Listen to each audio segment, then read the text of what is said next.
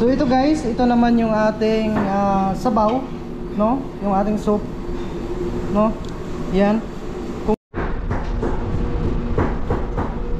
So ito na yun guys, yung ating Yuvarlakya.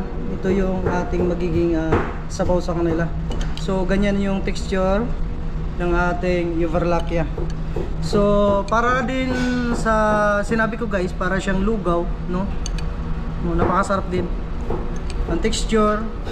Ang nagpapalapot yung ating white egg. So gustong gusto nila ito guys. So pagkain Griego na lumang style pero masarap pa rin. So kusinerong pobre guys.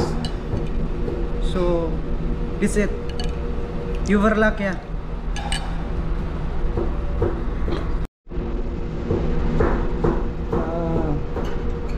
So ito na yun guys, yung ating Yuvarlakya na sabaw na ginawa. Yung pinakita ko kanina sa kaldero guys, no. So ulitin ko, ito na yung texture, no, sa ating sabaw. Para din siyang lugaw guys. So ito ay pagkain ng Greek, no. So again guys, itong nagpapalapot nito ay white egg, no. So naglagay tayo ng white egg at saka lemon sa loob. Kaya maasim na siya guys. No, ang Greek naman, kahiligan nila konting asim sa kanilang mga sabaw. So Yuvarlakya.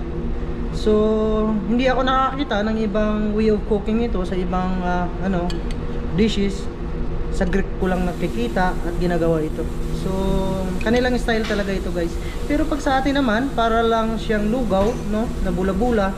Pero ito guys, yung karne may kanin na sa loob, no. Yung pagkagawa ko nito sa giniling ay nilagyan ko na ng kanin. So niluto ko ng around 1 hour and 45 minutes, no, sa medium heat para yung kanin sa loob ay maluto. So ito na yung kalalabasan guys, Yuvarlakya. So pagkain ng Greek, no. What's for more, kusinerong pobre guys. Thank you guys. Ito naman yung ating sabaw.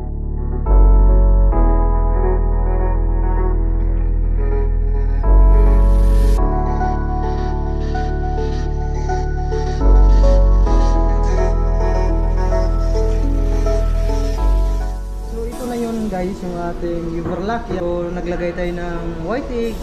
So hindi ako nakakita ng ibang way of cooking ito sa ibang naman, para lang siyang lugaw. Sa giniling ay nilagyan ko na ng kanin.